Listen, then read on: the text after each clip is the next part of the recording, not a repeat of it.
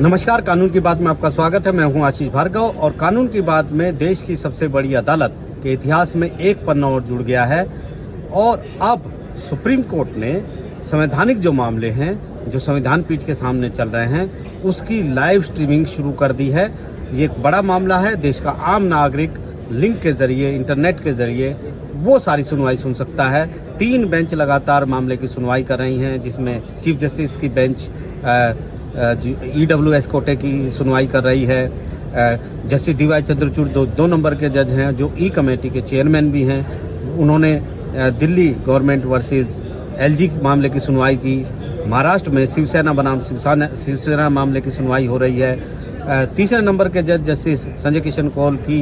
संवैधानिक पीठ भी एक मामले की सुनवाई कर रही है बार काउंसिल ऑफ इंडिया को लेकर। तो लगातार ये एक बड़ा कदम सुप्रीम कोर्ट ने उठाया है और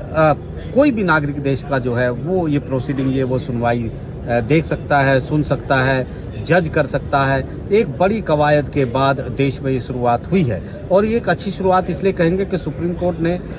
ठीक 4 साल पहले यानी 26 सितंबर 2018 को एक ऐतिहासिक फैसला दिया था और कहा था कि संवैधानिक रूप से जो अहम मुद्दे हैं, संवैधानिक मुद्दे, उनकी लाइव स्ट्रीमिंग होनी चाहिए, होगी, और जो राष्ट्रीय महत्व के मुद्दे हैं उनकी भी लाइव स्ट्रीमिंग होगी। ये एक पिटीशन पर फैसला आया था, 3 जजेस का फैसला था, जो 2 जज रिटायर हो चुके हैं, लेकिन तीसरे जज जस्टिस DY चंद्रचूड़ जो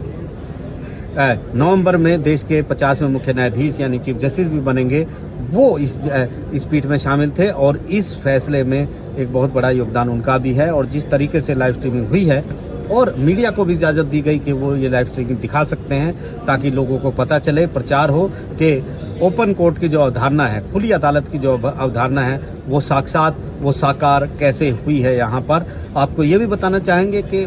बहुत सारे सुप्रीम कोर्ट हैं, बहुत सारी बड़ी अदालतें हैं विदेशों में जो इस तरह की लाइव स्ट्रीमिंग पहले कर चुकी हैं। सबसे बड़ी बात है जो international court of justice Hague में है, अंतर्राष्ट्रीय न्यायालय जिसे कहते हैं, वो लाइव स्ट्रीमिंग करती है और मीडिया में उसको चला भी सकते हैं। कुलभूषण जाधव वाला मामला पूरी मीडिया में वो चला था जब सारे के सारे जज बैठ के इंटरनेशनल कोर्ट ऑफ जस्टिस में भारत और पाकिस्तान के बीच दलीलें सुन रहे थे और एक फैसला उन्होंने सुनाया था। USA में यानी अमेरिका में जो सुप्रीम कोर्ट है वो भी लाइव स्ट्रीमिंग करती है, लेकिन वो हफ्ते में एक दिन करते हैं और सिर्फ ऑडियो वो जारी करते हैं, जो ओरल ऑब्जर्वेशन होते हैं वो जारी करते हैं, वीडियो वो जारी नहीं करते। लेकिन ब्राज़ील में, UK में, ऑस्ट्रेलिया में, केन्या में, साउथ अफ्रीका में लाइव स्ट्रीमिंग बाकायदा होती है, वीडियो की लाइव स्ट्रीमिंग होती है और वो दिखाए जाते हैं। सबसे बड़ी बात यह है कि सुप्रीम कोर्ट थोड़ा सा इस मामले में लेट हुआ। इससे पहले गुजरात हाई कोर्ट ने देश में सबसे पहले लाइव स्ट्रीमिंग शुरू की, उसके बाद कर्नाटक हाई कोर्ट ने शुरू की। कर्नाटक हाई कोर्ट ने हिजाब बैन का जो मुद्दा था पूरी लाइव स्ट्रीमिंग की, हालांकि मीडिया पर रोक लगाई थी कि मीडिया इसका इस्तेमाल नहीं कर सकता, लेकिन लाइव स्ट्रीमिंग हुई थी, कोई भी कहीं पर सुन सकता था, बाकायदा यूट्यूब पर एक लिंक आता था। और अब सुप्रीम कोर्ट ने उसकी शुरुआत की है। जो सपना 4 साल पहले सुप्रीम कोर्ट ने देखा था वो सपना पूरा हो गया है। हमें याद है जस्टिस DY चंद्रचूड़ उस बेंच का हिस्सा थे और उन्होंने एक बहुत बड़ी बात कही थी कि जो सूर्य की रोशनी होती है वो सबसे अच्छा कीटाणुनाशक होती है, और यही एक बड़ी ऑब्जर्वेशन थी और अब ये यहाँ पर लागू हो गया है। उन्होंने एक बार ये भी कहा था कि हमारे देश में ओपन कोर्ट यानी खुली अदालत की अवधारणा है, लेकिन खुली अदालत में लोग जा नहीं पाते क्योंकि ट्रायल कोर्ट में, निचली अदालतों में तो फिर चाहे आप प्रवेश कर सकते हैं, लेकिन हाई कोर्ट और सुप्रीम कोर्ट में बिना पास के कोई भी व्यक्ति नहीं जा सकता। और पास तब मिलेगा जब वो उस केस से संबंधित हो, बाकायदा उस केस से संबंधित वकील आपको एक फॉर्म भर कर, एक साइन कर दे, उसके बाद मोहर लगा कर दे और उसके बाद आपका पास बनेगा और उसके बाद आप सिर्फ उस कोर्ट रूम में जा सकते हैं जिसका वो पास है। लेकिन अब इस व्यवस्था के जरिए, क्योंकि अदालत के कक्ष इतने, अदालती कोर्ट रूम इतने बड़े नहीं होते कि हर व्यक्ति आ जाए, एक सूचना प्रौद्योगिकी यानी IT की मदद लेकर एक ये विकसित किया गया और अब उसे लागू कर दिया गया है।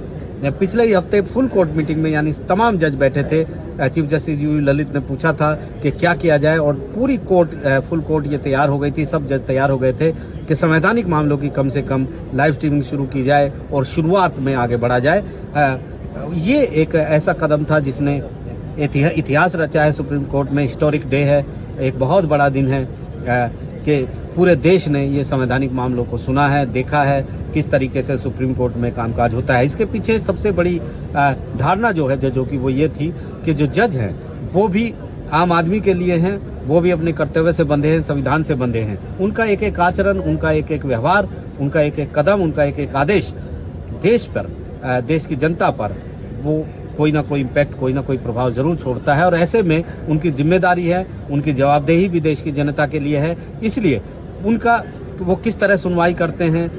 इम्पोर्टेंट मामलों में क्या सुनवाई हो रही है, क्या कोर्ट सवाल पूछ रहा है, क्या वकील दलील दे रहे हैं, ये तमाम चीज़ें बाहर आनी चाहिए, ना कि छन कर बाहर आए, यानी एक तरफा तरीके से बाहर आए। आम आदमी खुद जजों को जज करे, ये एक अवधारणा थी, जजेस की सोच थी कि अगर आम आदमी सीधे किसी सुनवाई को देखेगा, सुनवाई को सुनेगा, उसमें देखेगा किस तरह से प्रोसीडिंग आगे बढ़ रही है, तो उसको बहुत फ़ायदा भी होगा और उसको समझ में भी आएगी। जिस तरह की अवधारणा, जिस तरह की धारणा लोग मीडिया में, सोशल मीडिया में देखकर जजों के बारे में बनाते हैं, शायद उससे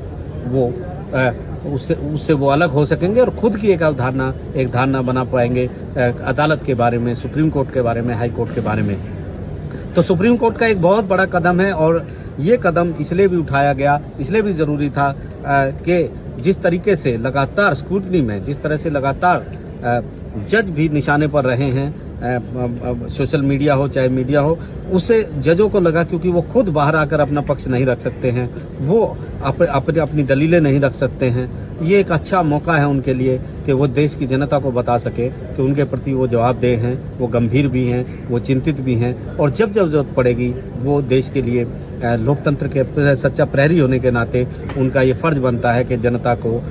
वो बताते रहें, दिखाते रहें कि किस तरीके से वो काम करते हैं। तो एक बहुत बड़ा सुप्रीम कोर्ट के लिए ये कदम है। हालांकि 2018 के फैसले के बाद जब शुरुआत की गई थी लाइव स्ट्रीमिंग के लिए, सूचना प्रौद्योगिकी का इस्तेमाल शुरू किया गया था, और फिर जब 2020 में कोविड आ गया, उस कदम का फायदा 2020 से लेकर 2021 तक देखने को मिला, जब सुप्रीम कोर्ट बंद नहीं हुआ, बल्कि उसने हजारों मामले जो हैं वो लाइव स्ट्रीमिंग तो उस समय नहीं हो पाई, लेकिन उसने वीडियो कॉन्फ्रेंसिंग के जरिए दूर दूर तक, यानी विदेश में भी बैठे वकीलों की बात सुनी, और इस सुप्रीम कोर्ट को, इस संस्थान को, इस न्याय की जो न्यायपालिका का जो है, जिसे न्याय का, इंसाफ का मंदिर कहते हैं, उसको चलाया, और न सिर्फ चलाया और बल्कि बहुत बड़े बड़े फैसले भी दिए। और उसी का नतीजा है कि अब सुप्रीम कोर्ट जो है के पास इतना आधार हो गया था कि वो भी उन विदेशों में, बड़े बड़े जो देश हैं, विकसित देश हैं, उनके साथ उस मंच पर खड़ा हो जाए जब देश की न्यायपालिका लाइव स्ट्रीमिंग करके पूरे देश के लोगों को ये बताए, ये दिखाए कि वो किस तरीके से काम करती है। नई दिल्ली से आशीष भार्गव, NDTV इंडिया।